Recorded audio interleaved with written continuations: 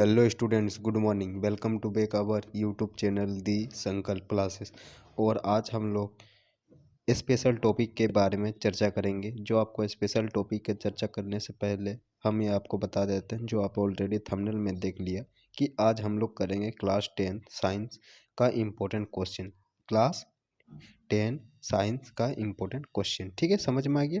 चलिए ज़्यादा देर ना करते हुए आज का एक क्लास हम लोग स्टार्ट करते हैं। इसमें हम लोग करेंगे सब्जेक्टिव प्लस ऑब्जेक्टिव दोनों चीज़ करेंगे। क्या क्या करेंगे? सब्जेक्टिव प्लस ऑब्जेक्टिव दोनों चीज़ हम लोग करते चलेंगे, ठीक है, समझ में आ गया। चलिए ज़्यादा देर ना करते हुए हम लोग आज का क्लास स्टार्ट करते हैं। इसमें पहला आपका क्वेश्चन दिखाई दे रहा होगा। यहाँ पे पहला क्वेश्चन क्या बोल रहा है? वायरल क्वेश्चन है ना, ठीक है। इनमें से पहला नंबर क्वेश्चन, इसमें से कौन सा धातु चाकू से काटा जा सकता है? पहला क्वेश्चन क्या है? इसमें से कौन सा धातु चाकू से काटा जा सकता है? तो कौन सा धातु चाकू से काटा जा सकता है? सोना क्या कटेगा? सोना तो नहीं कटेगा। फिर क्या सोडियम कटेगा? सोडियम कटेगा। बताइए जल्दी। लोहा कटेगा? कॉपर कटेगा? कौन सा कटेगा? इसमें से सोडियम कटेगा। क्या है? सोडियम क्या है? एक ऐसा मेटल है जिससे हम लोग बहुत ही सॉफ्ट और आपका चाकू से काट सकते हैं। इसका सिंबल क्या होता है? इसका सिंबल होता है Na। क्या होता है? Na। समझ में आ गया। नेक्स्ट क्वेश्चन क्या है बाबू लोग? नेक्स्ट क्वेश्चन क्या है बाबू लोग? सोना। सोना क्या है? ऑप्शन ए धातु, ऑप्शन बी अधातु, ऑप्शन सी मिश्रण, ऑप्शन डी इनमें से कोई नहीं। सोना क्या है? धातु है, अधातु है, मिश्रण है, इनमें से कुछ नहीं। क्या होगा? सोना क्या है? धातु है। जानते हैं आप ऑलरेडी, धातु है, क्योंकि सोना धातु है। धातु मतलब क्या? हार्ड रहेंगे। हार्ड रहेंगे मतलब उसका मेल्टिंग पॉइंट भी हाई होगा। मेल्टिंग पॉइंट हाई होगा तो बॉइलिंग पॉइंट भी हाई होगा। अगर मेल्टिंग और बॉइलिंग पॉइंट दोनों हाई होंगे तो डेंसिटी भी उसका क्या हो जाएगा? हाई हो जाएगा। इसीलिए क्या हो जाएगा? सोना हार्ड है। इसी के कारण से क्या हो जाएगा? सोना मेटल है। समझ में आ गया? धातु है। समझ में आ गया। नेक्स्ट क्वेश्चन आपका question number 3। Question number 3, Al3O3 किस प्रकार का ऑक्साइड है? किस तरह का ऑक्साइड है? ये आपको तो पता है, अम्लीय नहीं होगा, क्षारीय भी नहीं होगा, इनमें से उभयधर्मी है। क्या होगा? उभयधर्मी, ठीक है। ऑप्शन सी उभयधर्मी, ठीक है, समझ में आ गया। चलिए नेक्स्ट क्वेश्चन की ओर आगे हम लोग बढ़ते हैं। नेक्स्ट क्वेश्चन की ओर आगे हम बढ़ते हैं। Option 4 carbon. Option question number 4, carbon परमाणु का संयोजकता कितना है? आपको पता है कार्बन कितना नंबर एटम रहता है? कार्बन आपका 6 नंबर एटम रहता है। कितना नंबर? 6। कार्बन में 6 मॉलिक्यूल्स पाए जाते हैं, जो आपका K L M और N कच भरा जाता है। N कच भरा जाता है। इसमें कितना? K में 2 भरा जाता है, इसमें 2 भरा जाता है, इसमें 8 8 करके भरा जाता है ना। तो 2 भर गया, और तो दो कितना कार्बन में कितना है? K में 2 भर गया, और 6 से 2 माइनस होगा तो 4। तो L में कितना आ जाएगा? 4 आ जाएगा। तो लास्ट में कितना ये बच गया? 4। तो कितना हो जाएगा? कार्बन में 4 हो जाएगा। समझ में आ गया। चलिए नेक्स्ट क्वेश्चन की ओर बढ़ते हैं हम लोग। नेक्स्ट क्वेश्चन की ओर बढ़ते हैं कि एथिलीन सूत्र का C2H6 का इसका संयोजकता आवंत कितना है? संयोजक आवंत कितना है? संयोजिक आवंत कितना है? आपको बता दें, सी 2 बॉन्ड हो गया, इसका एक इधर, एक इधर, एक इधर, एक इधर, एक इधर, एक इधर। देखिए ना, हो गया। यहाँ पे रही बात हाइड्रोजन का, यहाँ एक हाइड्रोजन, यहाँ एक हाइड्रोजन, यहाँ एक हाइड्रोजन, यहाँ एक हाइड्रोजन, यहाँ एक हाइड्रोजन, यहाँ एक हाइड्रोजन, यही होगा। चलिए अब देखिए ना, यहाँ पे इसमें आपका एटॉमिक नंबर कितना हो रहा है? यह यहाँ पे एक ये हो रहा है, एक, यहाँ 2, यहाँ 3, यहाँ 4, यहाँ 5, यहाँ 6, यहाँ 7। तो कितना बॉन्ड बन रहा है? यहाँ पे 7 बॉन्ड बन रहे हैं। तो इसका आंसर क्या हो जाएगा? 7। समझ में आ गया। चलिए, समझ में आ गया। चलिए नेक्स्ट क्वेश्चन की ओर बढ़ते हैं हम लोग। नेक्स्ट क्वेश्चन की ओर बढ़ते हैं कि आपका नेक्स्ट क्वेश्चन क्या है? किस दर्पण में किस दर्पण में वास्तविक फोकल रहता है? आपको पता है कि अवतल लेंस में, आपका अवतल लेंस में इस तरह का रहते हैं, तो आगे की ओर रहता है, आगे की ओर वास्तविक रहता है, इधर रहता है, तो क्या होगा? अवतल लेंस। समझ में आ गया। चलिए नेक्स्ट क्वेश्चन। नेक्स्ट क्वेश्चन है कार कार मोटर वाहन में सामने एक और कौन सा दर्पण लगा रहता है?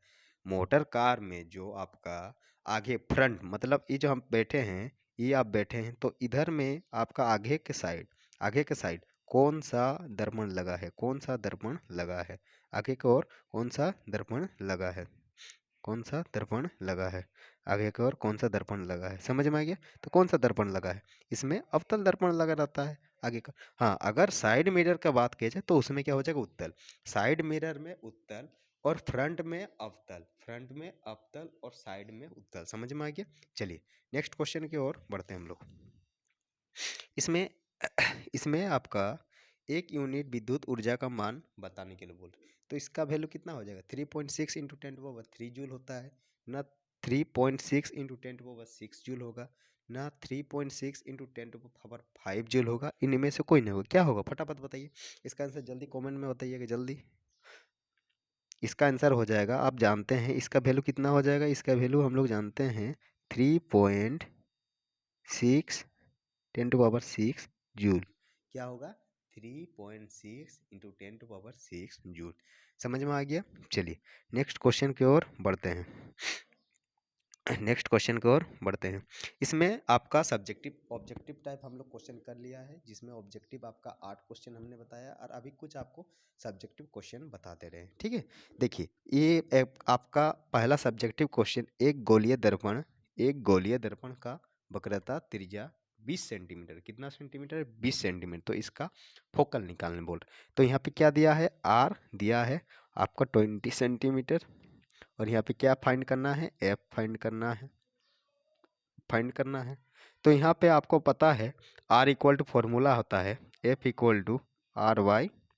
तो यहाँ पे आपका जितना दिया है यहाँ पे फुटअप करके देखो, 20/2 की जगह तो 4 निकल जाएगा, ठीक है, समझ में आ गया।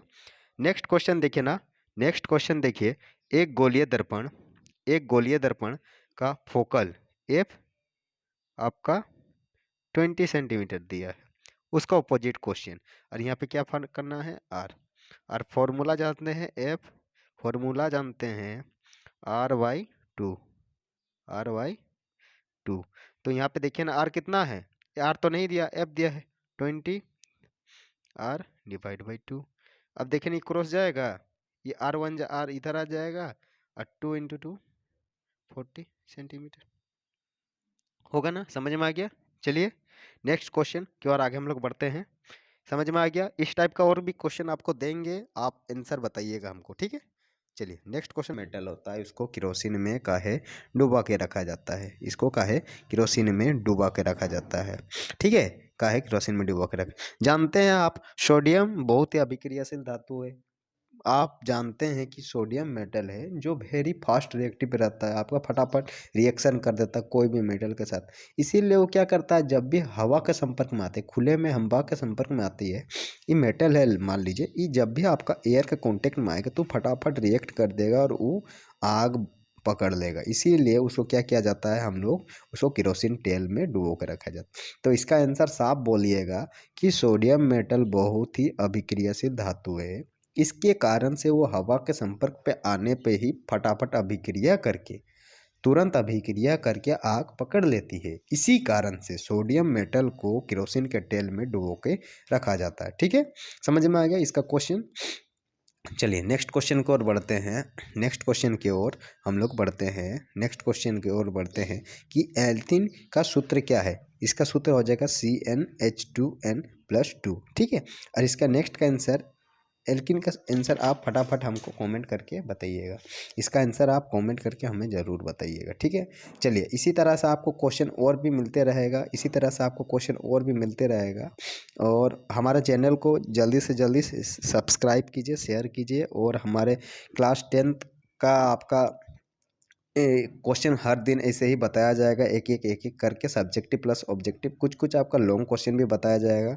इसी तरह से और क्वेश्चन पाने के लिए हमारे पेज में जुड़े रहिए। चलिए थैंक यू।